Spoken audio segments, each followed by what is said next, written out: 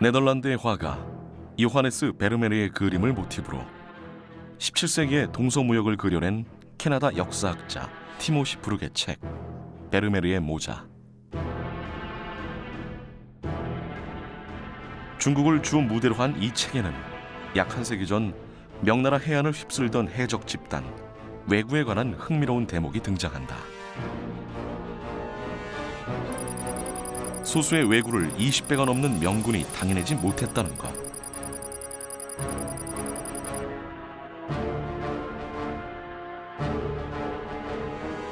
왜란 당시 조선군 또한 조총과 일본도 등을 휘두르며 돌진하는 왜군의 단병 접전 능력에 고전을 면치 못했다. 일본군들 중에서 항복한 왜군들이 있습니다.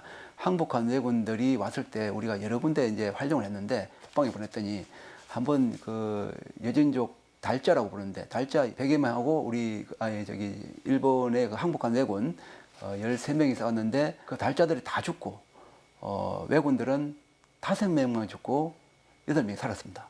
그만큼 일본군의 칼싸움을 참 잘했습니다. 이러한 적의 장점에 대한 고심의 결과물. 그것이 바로 선상 백병전의 가능성을 원천 봉쇄하고 적진을 단숨에 휘저을 수 있는 돌격선, 거북선이었다. 나주 사람으로 거북선의 개발자인 체암 나대용을 만나보자.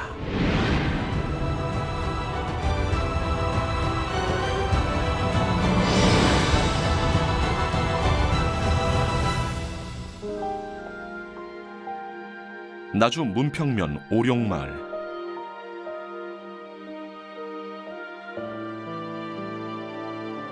나대용이 태어난 이 마을엔 그의 생가와 함께 다음과 같은 노래가 구전되어 오고 있다. 빙글빙글 돌아라 잘 떠돈다 물방개야.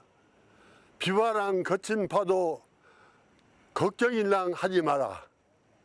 크게 쓰일 장수 나와 낙낙장송 다듬어서 너 닮은 거북배 바다 오적 쓸어낸다. 이런 그 동요가 그때 당시부터 근자역가량도 쑥하니 구비전설로 이렇게 이 고장에서 내려오고 있습니다. 오룡마을에 있는 나대용의 사당 소충사. 지금은 논과 밭으로 변해버렸지만 400여 년 전 이곳은 커다란 저수지였다고 한다.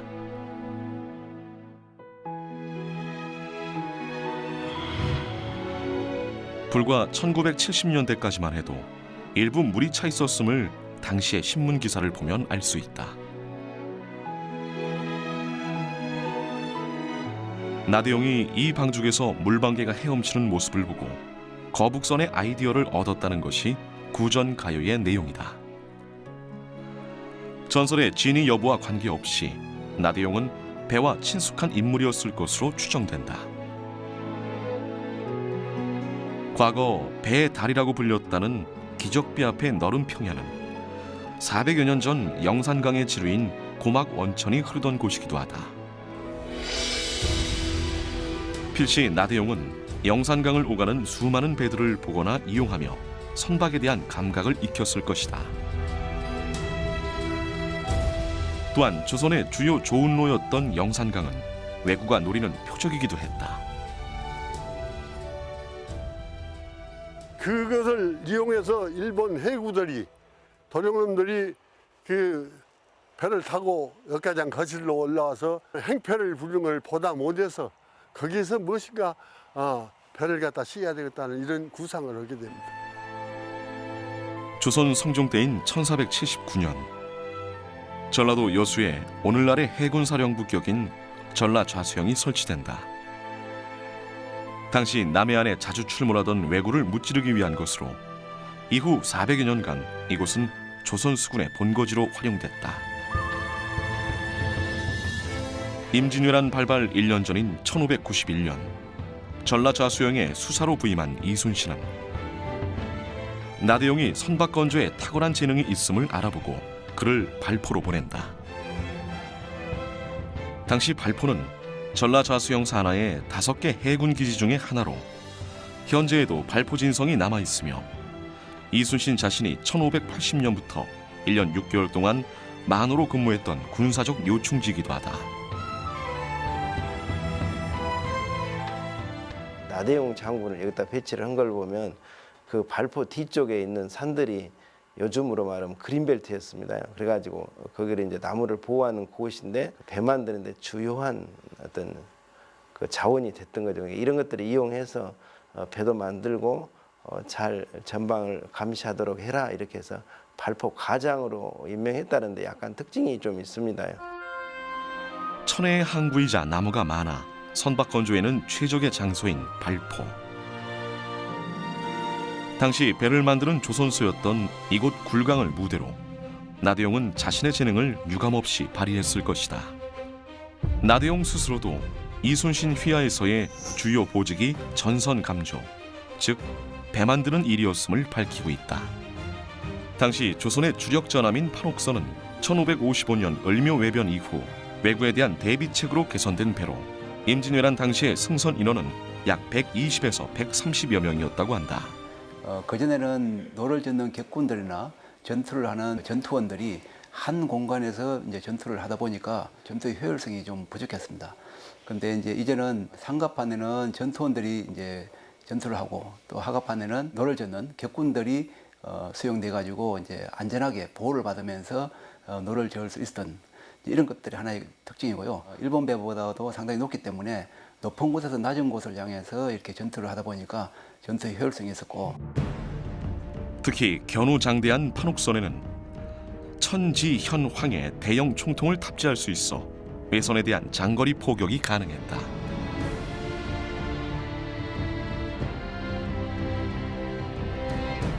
이 때문에 적의 장점인 단병 접전의 가능성을 사전에 차단할 수 있었다. 원거리에서 화포를 쏴서 적선을 이제 무력화시킨 후에 이제 가까이에서 이제 활이라든지 승자 총통으로 인명을 살상하고 나머지 불태우는 전술을 체계적으로 이제 구사했는데, 단 하나 이제 일본군의 단병 접전 전술이 이제 통했던 때가 이제 7천량 해전이거든요. 이제 우리 배가 흩어져 있으니까 우리 배 한 척당 5척이 달라붙어 가지고 돛대를 눕혀 올라와 가지고 칼싸움을 했습니다. 그런 전술을 이제 이순신은 절대 하지 않으려고 노력했고, 판옥선만으로도 상당한 전술적 우위를 확보하고 있던 조선 수군이었지만 이순신과 나대용은 새로운 전선, 즉 거북선의 개발에 몰두했다. 주정에 어떤 명령이나 지원이 있었던 것도 아닌 독자적인 판단이었다. 일본군들이 이제 바다 가운데 나오지 않고 이제 포구 깊숙이 있는 경우가 있습니다. 포구 언덕에서 이렇게 총을 쏘면서 대항을 합니다. 그럴 경우 우리 판옥선들은 위에 전투원들이 노출되기 때문에 피해를 입을 가능성이 있습니다. 그래서 이제 장갑을 한 그런 배가 적선 가까이 가서 이렇게 이제 포를 쏠 수 있도록 그런 배가 이제 필요하다고 해서 이제 거북선이 이제 개발된 거로 볼 수 있습니다. 사실 거북선이란 단어가 우리 역사에 처음 등장한 건 이보다 한참 앞선 조선 초기 태종 때다. 실록에는 거북선과 외선이 싸우는 것을 왕이 직접 구경했다는 구절과 1415년 좌대연 탁신이 올린 상소를 기록한 부분에 거북선에 관한 내용이 등장한다. 우리뿐만 아니라 중국이라든가 다른 나라에서도 이러한 형태를 볼 수가 있습니다. 그러나 이제 우리가 지금 말하는 이 거북선 형태는 아니고 중국 같은 데는 목앵이라 해가지고 통처럼 돼 있는 그런 배들이 이제 중국에서는 유행을 했었고, 태종 때에도 이 거북 모양을 갖췄는데 돌격선 형태로 좀 적은 형태를 이렇게 만들었던 것 같아요. 그러나 이제 여기다 대포를 실어가지고 전투용으로 이렇게 등장한 것은 사실 이제 이순신 시대에 와서 본격적으로 이게 응용이 됐다고 할 수가 있습니다. 전라좌수영 본영의 조선수였던 여수 선소마을. 나대용은 필시 발포와 이곳을 오가며 거북선 제작에 몰두했을 것이다. 임진왜란 당시 거북선은 여수 본영과 순천부 그리고 돌산 방답진 선소 3곳에서 건조된 것으로 추정되고 있다. 이순신의 난중일기에 의하면 거북선의 선체가 완성된 것은 임진왜란을 한 달 앞둔 1592년 3월. 각종 화포의 성능을 시험한 것은 놀랍게도 외란 발발 하루 전인 4월 12일의 일이었다.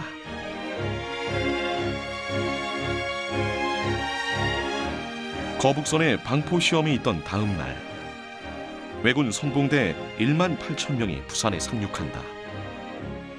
부산진을 무너뜨린 왜군은 이후 파죽지세로 진격해 보름 만에 서울을 점령하는 데 성공한다.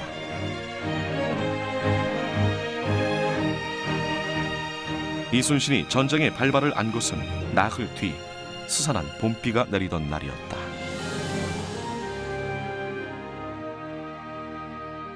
근데 우리나라는 그 당시에 각 그 진포마다 한 500명 단위로 이렇게 그 지키는 그런 그 수비 형태로 돼 있었습니다.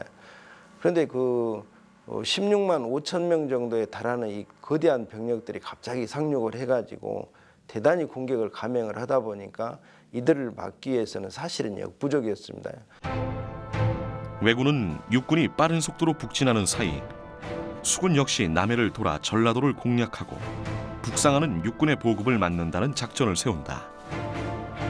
그러나 그러한 계획은 이순신이 이끄는 조선 수군의 위력 앞에 철저히 봉쇄되었다.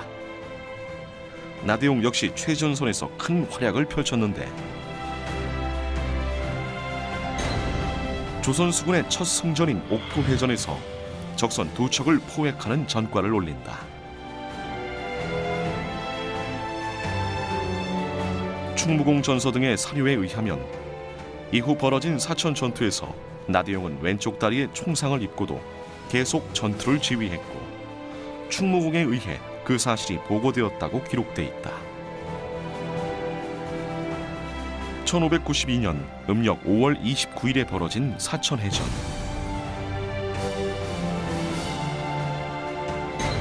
이 해전은 거북선이 사용된 최초의 해전이며 이순신 자신도 탄환에 맞았을 정도의 격전이었다. 그 당시 우리 거북선이 처음에 2척이 이제 그 당시에 이제 출전했습니다. 출전했는데 사천 선창에는 일본 군선들 중에서 큰 배들이 이제 12척이 있었는데 이 썰물이다 보니까 가까이 근접하기 힘들었습니다. 그래서 유인을 이제 하자, 차라리 유인을 하면서 물러나니까 일본 군들이 이제 산 위에서 내려옵니다. 썰물에서 밀물로 이렇게 조류가 바뀌니까 그때 우리가 공격을 하는데 거북선이 맨 먼저 출격해 갑니다. 맨 먼저 출격해 가지고 부숩니다. 이제 무력화되니까 그 당시 이제 우리 판옥선들이 이제 뒤에 합세해 가지고 공격을 해서 일본 군선 12척의 큰 배들을 다 불타버렸습니다. 이후 벌어진 숱한 해전에서 거북선은 승리의 천병 역할을 톡톡히 했다. 임진왜란 시기에 운용된 거북선은 모두 5척 정도로 추정되는데 주로 적진 깊숙이 파고들어 대장선을 잡는 돌격선으로 활용됐다. 적 대장선들은 보통 깊숙이 있거나 또 다른 배들이 이제 그 엄호를 받거든요. 판옥선이 공격하게 되면 굉장히 어렵습니다. 피해를 입을 수 있기 때문에. 그래서 거북선이 먼저 가서 대장선을 무력화시키면 그 틈을 타서 우리 판옥선들이 달려들어 가지고 이제 부수는. 그래서 이제 전투 편지에 보면 귀선 돌격장 이런 표현이 있습니다. 사천해전 직후 이순신은 거북선의 구조와 활약상 등을 적어 임금에게 장계를 올린다. 이 내용을 토대로 실록에도 거북선의 구조와 외형에 대한 비교적 상세한 묘사가 기록되어 있다.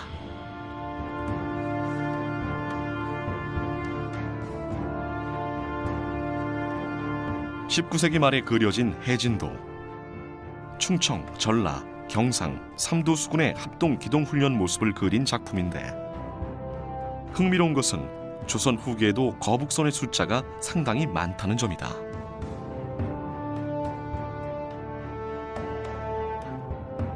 정조 때 간행된 이 충무공 전서에는 당시 사용되던 거북선의 그림과 규격 등이 소개되어 있는데 조선 후기에는 전라좌수형 귀선과 통제용 귀선 등 2종류의 거북선이 있었다고 한다. 이러한 사료를 토대로 거북선의 구조를 어렴풋이나마 추정해 복원 작업이 이루어져 왔다. 실제 그 내부 구조에 대해서는 전혀 전하는 바가 없습니다. 그러나 이제 대체로 조선 사람들의 키가 한 1m 65cm 정도 된다고 봤을 때 이 거북선 높이가 6.6m 정도 됩니다. 이 높이를 나눠서 보면 약 내부 구조가 3층 구조 형태로 되어 있지 않을까 이렇게 짐작을 해볼 수가 있습니다. 그 훨씬 후기지만 전라 자수형의 거북선 그 돌을 보면 아래층에 녹아 있고 중간에 포열이 있고 또 상층부에 포열이 이렇게 3열로 되어 있습니다. 그래서 어떤 3층으로 운영할 수 있는 내부 구조 형태를 가지고 있었구나. 240년의 역사를 자랑하는 영국의 브리테니커 백과사전. 지난 1929년에 발행된 14판에는 세계 최초의 철갑선이라는 설명과 함께 거북선이 소개되기도 했다.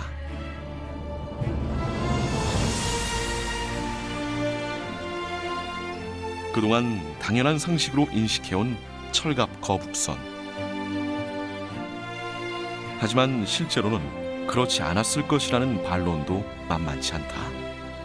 사실은 이제 이순신이 남긴 기록에 보면은 철갑선이란 말이 전혀 없습니다. 판자로 두꺼운 판자로 덮고 철침을 꽂았을 뿐이지 철갑을 덮어버리면 이게 기동성에 문제가 있습니다. 근데 이것이 왜 철갑선을 둔갑됐냐면은 일본 적 기록에 고려 선정기라는 게 있습니다. 거기에 보면은 이제 우리 배들 중에서 세 척은 철로 장식되어 있어서 깨뜨릴 수 없었다. 이런 표현이 있습니다. 아마 거기서 후대에 오면서 철갑이라는 용어로 이렇게 변형된 것 같고. 거북선의 속도가 굉장히 빨랐다는 당대의 기록.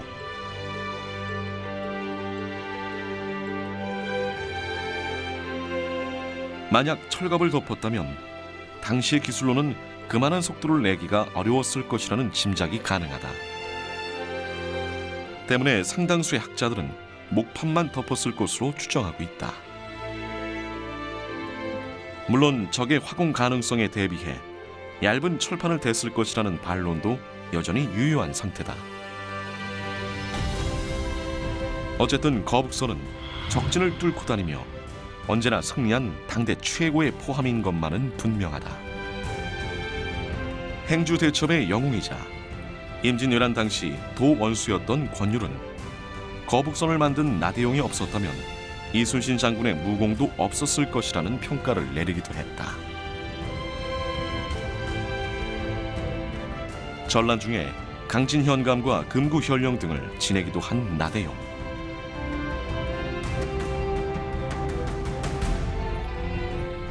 정유재란이 일어나기 직전 이순신이 모함을 받아 투옥되자 조선 수군의 다른 동료들과 함께 이순신의 구명을 위해 애썼다는 내용이 이 충무공 전서에 수록되어 있기도 하다.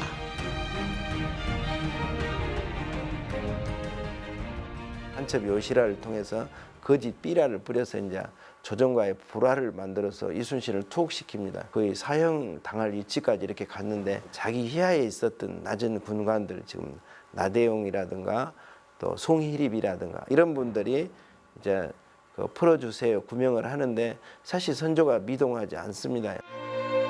전쟁이 끝난 뒤에도 나대용은 전선에 대한 연구를 멈추지 않았다. 이듬해인 1606년 기존 거북선과 판옥선보다 승선 인원을 줄이고도 큰 효과를 낼 수 있는 창선 25척을 만든 나대용은 이를 국방책으로 건의하는 내용의 상소문을 조정에 올리기도 했다. 많은 인명피해를 입기 때문에 군사가 없어요. 그리고 군사가 없는데 배만 만들면 뭐합니까? 이 창선은 이제 객군의 숫자를 줄여야 되겠다. 그래서 객군 숫자를 42명으로 확 줄입니다. 효과는 거북선 효과를 내되 이렇게 방패를 쭉 현측 다 두르고 그 요소에다가 칼과 창을 꽂습니다. 그러다면 이제 우리가 활도 쏘기 쉽고 총도 쏘기 쉽습니다. 영조 때 간행된 호남 저리록에는 나대용이 해추선이라는 매우 빠른 속도의 배를 개발했다는 대목도 등장한다.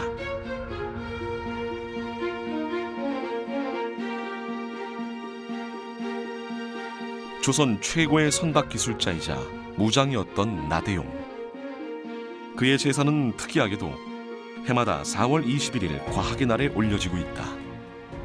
최암 나대용 장군께서는 16세기 최첨단의 과학 기술자요. 또 연구가이시니까 앞으로 교육도장으로서 후생들을 위한 그 날로 해서 과학의 날로 정한 것입니다. 추모 행사. 1612년 경기 수사로 부임하던 중 사천해전 당시에 총상이 악화되어 생을 마감한 나대용. 하지만 그의 이름은 영원히 남아 현재에도 우리의 바다를 지키고 있다. 해군은 지난 1999년 6월 우리나라에서 건조된 장보고급 잠수함 9척 가운데 하나에 나대용의 이름을 붙여 나대용함이라 부르고 있다. 우리 대한민국 해군 잠수함의 한 명은 통일 신라 시대 이후 바다에서 큰 공을 세운 장수 또는 독립운동가 등 국가 발전에 기여한 인물을 한 명으로 제정하여 사용하고 있습니다. 특히 우리 나대용함은 지난 2002년과 2012년에 하와이 환태평양 훈련에 참가하여 우리 해군 최초로 잠대함 요탄 서브아폰의 실사를 성공하는 등 실전적 전투 능력을 상시 구비하고 있습니다. 영산강을 오가는 수많은 배들을 무심히 넘기지 않고 최고의 조선 기술자로 거듭나 거북선을 만들어낸 나대용의 창의 정신. 그리고 그러한 인재를 적재적소에 배치한 이순신의 리더십. 이것은 현 시대를 살아가는 우리에게 반드시 절실히 필요한 정신이다.